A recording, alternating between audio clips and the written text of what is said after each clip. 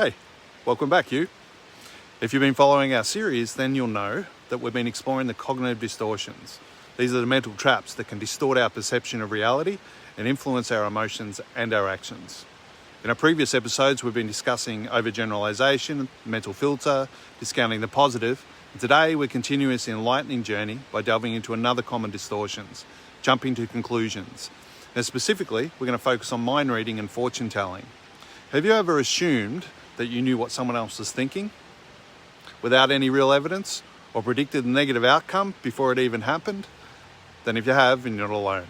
Hi, I'm Chris Stafford, and today we're going to explore what jumping to conclusion is, how it affects us, and the best methods to actually overcome it. So join me as we navigate this mysterious path and uncover the hidden patterns that might be clouding our judgment. Imagine this: foggy forest represents our mind when we're uncertain and visibility is low and we can't see the path ahead clearly. Instead of proceeding cautiously, we might let our imagination fill in the blanks, often with fears or negative assumptions. This is the essence of jumping to conclusions. It's a cognitive distortion that we make with negative interpretations or predictions without concrete evidence. And it comes in two forms: mind reading and fortune telling. Dr. David Burns, the esteemed psychiatrist and author of bestseller of Feeling Good and later Feeling Great, describes jumping into conclusions as a way that we convince ourselves of something negative happening or even being true, even when there are no facts to support it. Let me share a story to illustrate this.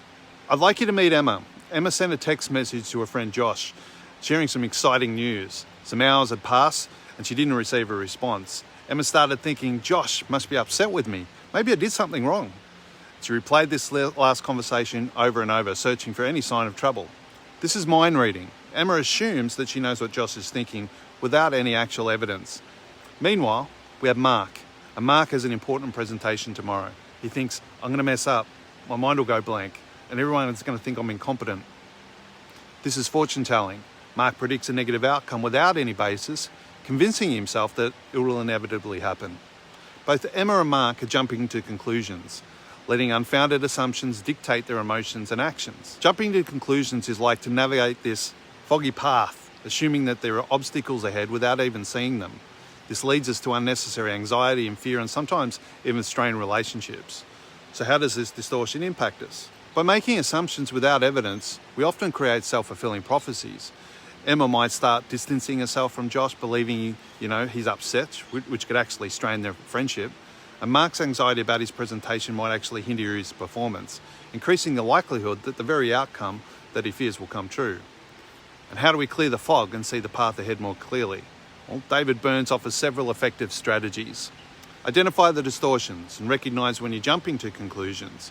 Pay attention to thoughts when you're assuming the worst without facts. Ask clarification, especially for mind reading. If you're unsure about someone's thoughts or feelings, consider communicating with them directly. Emma could reach out to Josh to see if everything is okay. Hey, Josh, everything okay? Examine the evidence for fortune telling. Challenge your predictions by looking past the experiences. Mark could reflect on previous presentations that he, performed quite well. Behavioural experiments. Test your assumptions, and Mark could prepare thoroughly. Prepare, and see how the presentation actually goes, rather than assuming it's failure. Bit of mindfulness and present focus to stay grounded in the present moment. Acknowledge your thoughts, but don't let them overrule you. They can pass without judgment or attachment. Imagine you're watching a suspenseful movie, but the screen becomes blurry during a crucial scene. And instead of waiting for the picture to clear, you start creating your own narrative about what's happening, often imagining the worst possible scenario. And later, when the screen clears, you rewatch the scene and you realize that your assumptions are completely off base. This is what jumping to conclusions does in our own minds. We fill with the unclear with the parts of the negative stories, which may not actually reflect reality. Sometimes we get it right that might actually reinforce it, but generally, jumping to conclusions is better to check the facts. Now let's return to Emma's story.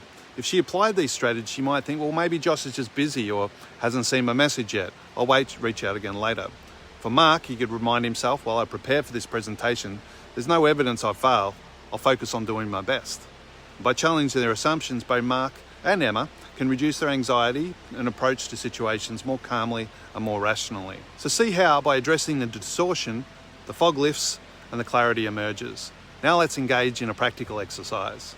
Think of a recent time when you might have jumped to conclusions, either by mind reading or fortune telling. Again, Write it down. Write down that situation and get specific.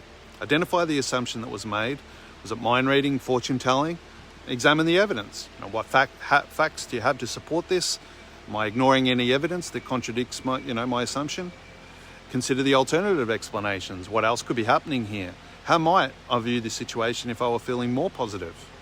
By critically evaluating your thoughts, you can prevent unnecessary distress caused by unfound conclusions. So remember, our minds are powerful storytellers, but sometimes they craft narratives that aren't necessarily based on reality.